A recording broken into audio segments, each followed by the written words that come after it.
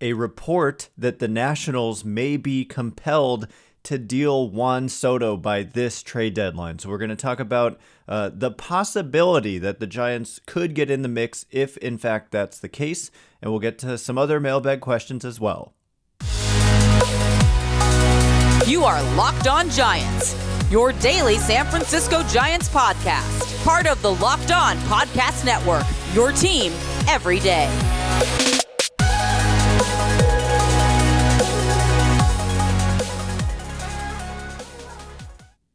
Hello and welcome to Locked On Giants, part of the Locked On Podcast Network, where it's your team every day. My name is Ben Kaspick, and on the show we provide daily episodes Monday through Friday talking about the San Francisco Giants in a way that's data-driven and rational, but also simple, passionate, and accessible to all.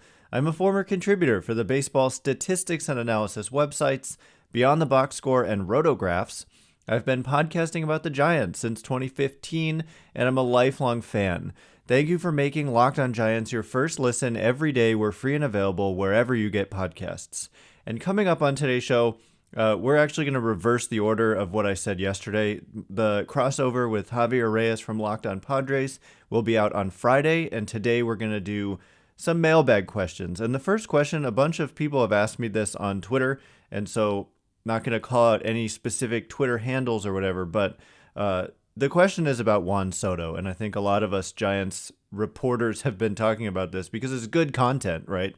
But the report was that the Nationals, I think it was Buster Olney of ESPN, saying that the Nationals, rival executives have said that the Nationals may be compelled to trade Juan Soto this year, by this trade deadline. And it's something we have talked about at times on this show as a possibility that the Nationals could be compelled to trade him. And the reason for that is that they've tried to extend him and it hasn't worked, right? He's turned down their extension offers. I think they offered him $350 million. I don't quite know how many years that was over. I want to say 13 years covering the last 3 arbitration years. So then 10 years on top of that. And he turned it down. So they've tried to extend him, haven't been able to. They're a bad team right now, and he's getting closer and closer to free agency. And at a certain point, I mean, every day that goes by, in theory, his value lessens a little bit in terms of what the Nationals could get in return because he's under club control for less and less of a period of time. But there's still a lot of time. So it's so important to know the contract status, right? It's not just about the name, Juan Soto, give up everything. Like if he was a free agent at the end of the year, his value would be much, much less than it is currently because he's under club control for all of 2022 and 2023 and 2024 through the arbitration process. So this year, Juan Soto is earning, $17.1 million in arbitration. And so he's going to be in line for some serious raises over the next couple of years through the arbitration process. The money only matters when you're thinking about, I mean, you just have to take it into consideration. And so Fangraphs, they kind of projected what these arbitration salaries would be. And they've got it at like 23.6 million in arbitration next year and 35.9 million in arbitration the year after that. So that's like $60 million over the next 2 years plus the $17 million this year. So $77 million for 3 years essentially is what you have him for. And so that's the thing. A team like the Giants, do you give up elite prospect capital for what would be about 2.5 years of Juan Soto? So obviously, I think if you make a move like this, the intention is to then extend him. But you have to have a belief that you will be able to extend him. It's similar to what the Dodgers did with Mookie Betts, although different because Mookie Betts was entering his last year of club control. And so it was just a 1-year rental unless the Dodgers could extend him, which they did, of course. So for Soto, that's the thing. Because like Mookie Betts, he cost quite a bit. They gave up Alex Verdugo and Jeter Downs, essentially. But they also ended up getting Brusdar Graterol in that deal. It was a 3-team deal. But still, a significant amount to give up, relatively light because it was only 1 year. So for 2.5 years of Soto, the cost would be enormous because he is an elite player. And when I say elite, I mean especially offensively. It's arguable that he's the best offensive player in baseball, right? This year, so far, it hasn't been that way. He's been very good, but not the best. And that's the thing. A down so far year for Soto is still a 393 on base percentage, a 221 isolated power. But the defense hasn't been great, and the average on balls in play is down, which is driving the batting average down. Like, for example, last year, he hit 313, 465 on base, 534 slugging, 163 weighted runs created plus. And the dude is 23 years old. So that's the thing. He's going to reach free agency, what? He'll be 24, 25. He'll be 25, 26 when he ends up ultimately reaching free agency, or at least he's scheduled to now. So from the Giants' perspective, that's the thing. The Nationals may be compelled to deal him now because the return would be so great. I would say there's no pressure on the Nationals right now to deal him. They could wait until the offseason when he would still have 2 years of club control remaining. And I would say that certainly by next trade deadline, I would expect him to be dealt if they feel like they can't extend him. But they might as well try to do it now because the cost would be even greater. So when I start thinking about comps for how do you start to work out what it would cost to get Juan Soto in terms of trade capital, I think about last year's trade deadline with these very same Washington Nationals when they dealt Trey Turner to the Dodgers when he had 1.5 years of club control remaining. So he's still under club control this year. That's why the Dodgers still have Trey Turner, but he's going to be a free agent at the end of the year. So they got him for part of 2021 and all of 2022, and they also got Max Scherzer for just 2021. So like half a year of Scherzer. It's actually less than half a year. It's like 2 months, a third of the year. But when you combine Scherzer and Turner, I think that the cost would probably be about equivalent for Juan Soto. Maybe a little bit more for Soto. But I think Trey Turner is underrated, and arguably when you consider the defense and the base running similar in value to Juan Soto. They're both elite. Okay, maybe you can make a case for Soto being better, but I could make possibly a case for Trey Turner being better. So I'm considering them roughly equivalent. So it's 2.5 years of Soto versus 1.5 year of Turner, but then you add Max Scherzer to that deal last year. And so I'm saying take out Scherzer and maybe it's roughly the same. But what the Dodgers had to give up was a couple of top prospects. They gave up Josiah Gray, who is considered like a top 20 prospect as a starting pitcher. And they also gave up Keibert Ruiz, a top prospect in his own right at the catcher position. So a couple of top prospects is what it costs to get that package. I want to say there was more in the deal than just those two, but those two were certainly the headliners. And so for the Giants, what is the equivalent of that? It might be like Kyle Harrison and Marco Luciano. Okay, and even that feels a little bit light to me, and you might have to throw in an Elliot Ramos or somebody else, a Joey Bart, although they probably don't want Joey Bart given they got Keibert Ruiz, the catcher, in that trade. And so it's hard to say exactly what it would take, but I think that you kind of have to start with Kyle Harrison and Marco Luciano. So that's the type of pain it would take to get a Juan Soto. And the question is it worth it? So coming up next, I'm going to give my opinion on if that's worth it. I know some of you are screaming your opinion, and I know what it is. So we'll talk about my opinion and address what I know everybody's opinion is about this, or at least a lot of people's. And we'll get to some more mailbag questions as well. But first, I love brownies, but you know what I love more? Brownie batter. Sometimes I eat half the batter just while I'm making the brownies. I think that's kind of a universal experience. Imagine if you could lick that brownie spatula clean and get some protein in. Well, you're in luck because Built has a new creation, and this one is better than ever. The Brownie Batter Puff. You heard me right. The Puff takes protein bars to a whole new level, and they're available right now on Built.com. Have you tried the Puffs yet? I'm not sure what you're waiting for. Puffs are chocolate-covered marshmallow protein bars. That's right, delicious flavored marshmallow covered in 100% real chocolate with 140 calories, 17 grams of protein, and only 7 grams of sugar. Brownie batter puffs are the perfect pick-me-up for any day.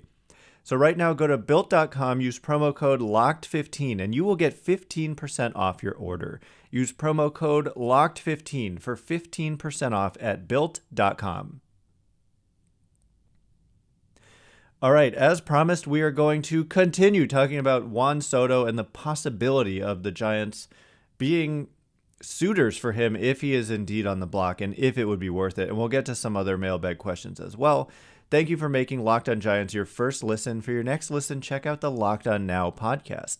Recaps of MLB games with analysis from our local experts, taking fans through the season like no other network, free and available wherever you get podcasts. So I spent a lot of time there kind of breaking down.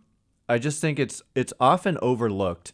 The contract status of the player you're acquiring matters hugely, almost as much as the player himself. Half a year of a great player costs so much less than 2.5 years of club control of a great player. So the Nationals would be smart to start kicking the tires on Juan Soto if they feel like they can't extend him and they also feel like they're not winning with him. And that's the thing I want to point out too. One player does not make a great team. One great player does not make even a decent team. And we're seeing that with the Nationals right now. And the Nationals have also built their team largely in a way that I think a lot of Giants fans want the Giants to behave sometimes, like these big contracts for who are considered great players in free agency at the time, but these contracts are they have a they have a lot of risk to them, and the Nationals made these decisions, like they signed Patrick Corbin to this big deal, they signed Steven Strasburg to an even bigger deal, and both those guys are hurt and or ineffective.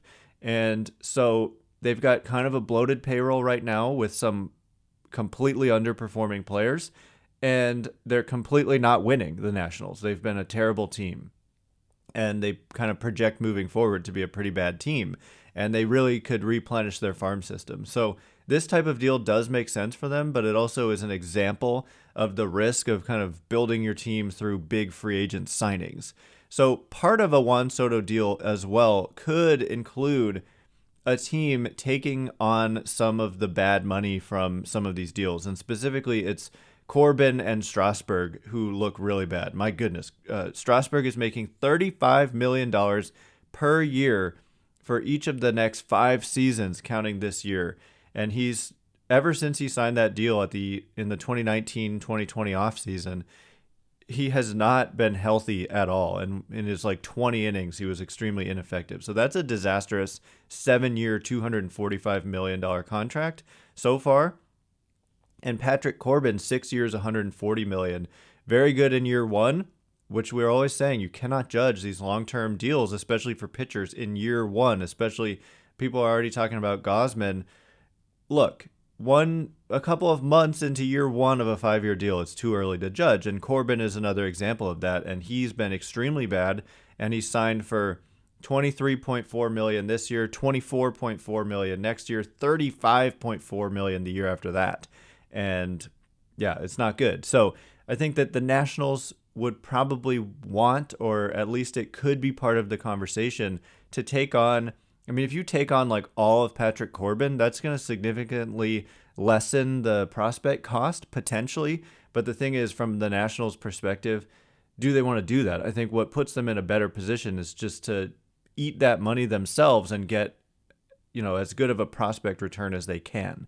But it's worth pointing out they do have some bad money that a team like the Giants certainly could take on.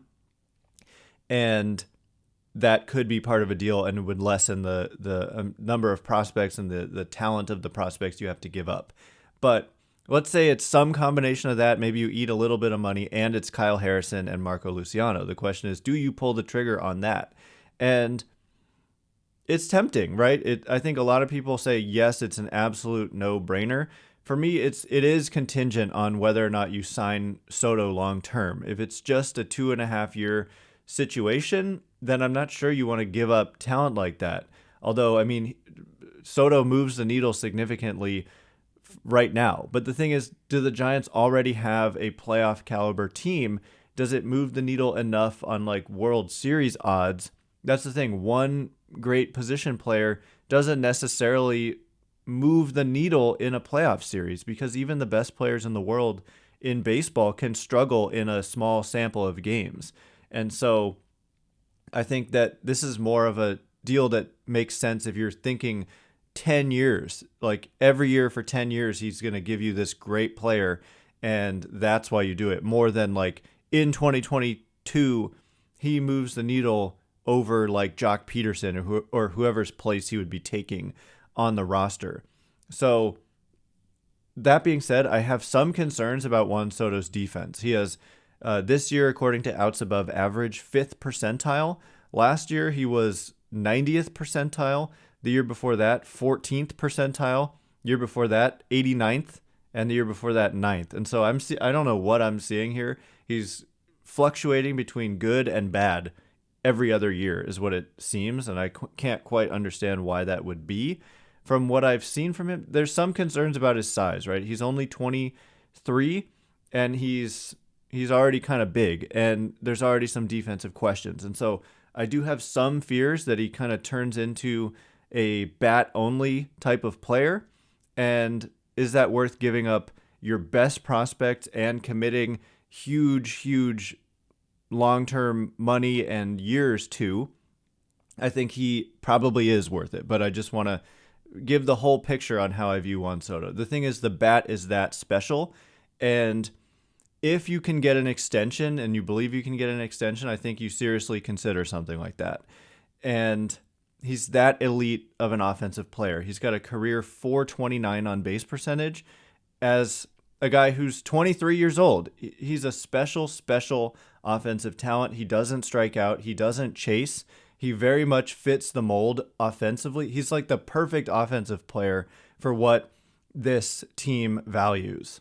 And he's probably only going to get better. That's the thing about being that young, is he probably hasn't peaked yet, and he's going to come into more power. So there's a ton of contact. There's a ton of patience. He's probably he's got the best plate discipline of anybody in the game. His career walk rate is up near 19%. Last year it was at 22.2%. So he's in many ways like a perfect offensive player. He's got some platoon splits, but still significantly better than average against left-handed pitching, and just an absolute terror against right-handed pitching. So he's a guy, obviously you'd want to give him days off, but he's a guy you absolutely plug into the lineup each and every day, hitting second or third in your lineup. Second, by the way, for my old school lineup people, second these days in kind of the modern game is where you put your best player typically. And so that's why I say he would hit second on a team like the Giants. And great player. So I think you have to consider it if he's available. I would expect the Giants will be involved because he's that much of a special talent. So the next question comes from RudeBoy223, who says, what's your opinion on keeping Duggar? I feel like Luis González has earned a role on this team. So just quickly, I said this the other day, but I want to point out again, a lot of people have mentioned Duggar when we talked about how they optioned Luis González. Duggar has nothing to do with them optioning Luis González. Duggar is on the 60-day injured list, and so he's not on the active roster, obviously. He's also not even on the 40-man roster, because going on the 60-day IL takes you off the 40-man roster. So the thing is, when Duggar comes back, though, it does become those two fill a similar role. And to me, Gonzalez passed Duggar. Duggar is very good defensively, but offensively, I would take Gonzalez in a heartbeat, I think. And so they can keep Duggar. He has a minor league option this year.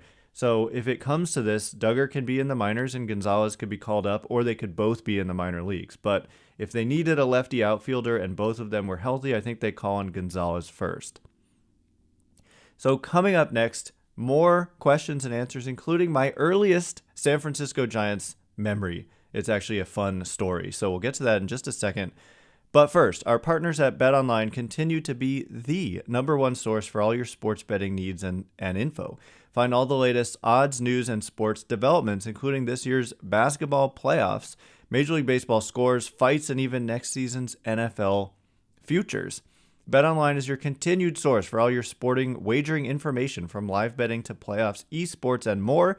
There's a lot of Warriors basketball odds, finals MVP odds. Not that we're even in the finals yet, but last I saw, Steph Curry was the most likely finals MVP already. So head to the website today or use your mobile device to learn more about the trends and action. Bet online, where the game starts. All right, as promised, some more questions and answers after we devoted so much time to Juan Soto. Next question comes from Captain Belt, who says, what is your earliest SF Giants memory? So the earliest memory was actually, I don't know if this counts because it was, okay, I'll do like a specific one. The other one's fun too, but the specific one I have is actually the last game at Candlestick Park. I know I had been to many more games before that, but they're not like concrete memories.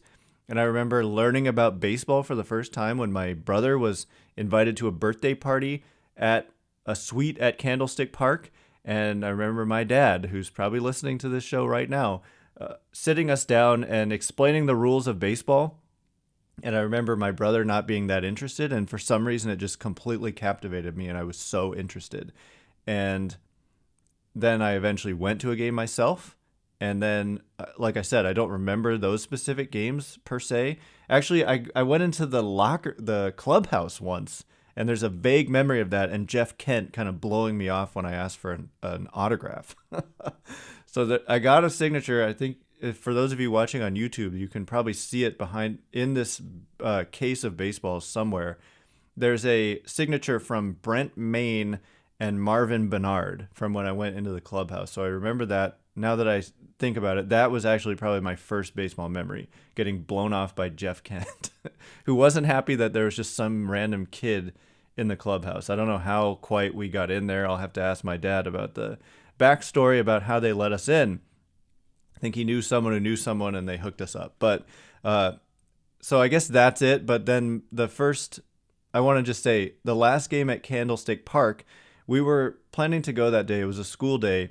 And at school, I had crashed into a schoolmate when we were playing during recess. I was like doing Willie Mays style, trying to catch a ball that someone had thrown over my head. And I was like looking up over my head at the ball, and someone was standing there ready to catch it. And I ran right into his elbow, and I messed up his elbow. And I also messed up my face and my teeth. And I knocked out a bunch of teeth and had some teeth that were twisted.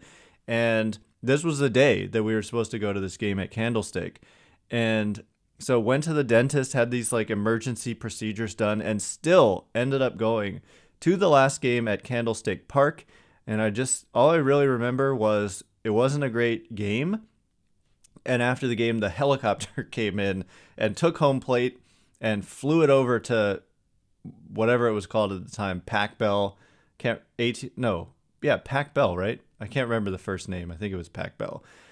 And they put it in. And then I remember going to the new park and how beautiful it was. So that's kind of it in terms of first memories. Born in 1989. So, around that time, 10, 9, 8 years old in those late days at Candlestick. So anyway, that's all the time we have for today. There are some other questions. Could Thairo Estrada be a legitimate leadoff option for the Giants? I just want to say no, because he doesn't get on base enough. He's been good, and I continue to say this whenever I criticize him. I like the game of Thairo Estrada. I really like his defense. It's been super impressive. The athleticism at second base, a lot of contact. He had a really good series in Coors Field, a lot of base hits. I just like his game, but he doesn't get on base enough to be a traditional leadoff guy. And traditional leadoff, like this question is based on like speed at the top. They don't play by those rules, nor should they. That's an old, outdated way of thinking about lineup construction. There's zero reason you need like speed at the top, bunting, handle the batting second. None of that makes any sense if you really think about it. What you really want is someone who gets on base a lot at the top. And so that's more of a Tommy La Stella, a Lamont Wade Jr., and Estrada, perfectly good 6-7 in the lineup. Nice bat to have kind of hiding down there, I think. Anyway, that is all the time we have for today. Thanks again for making Locked On Giants your first listen every day. Now make your second listen Locked On MLB. Paul Francis Sullivan, please call him Sully, brings you his unique perspective on the major leagues, past and present, It's free and available wherever you get podcasts. Once again, my name is Ben Kaspick. Check me out on Twitter at Ben Kaspick, Kaspick. If you like this show, please consider rating it or leaving a review. It helps me out a lot, so thank you in advance, and thank you to everyone who's done so already. I can't wait to be with you again tomorrow. I'll be talking with Javier Reyes from Locked On Padres. Thanks again for listening. Stay Locked On Giants.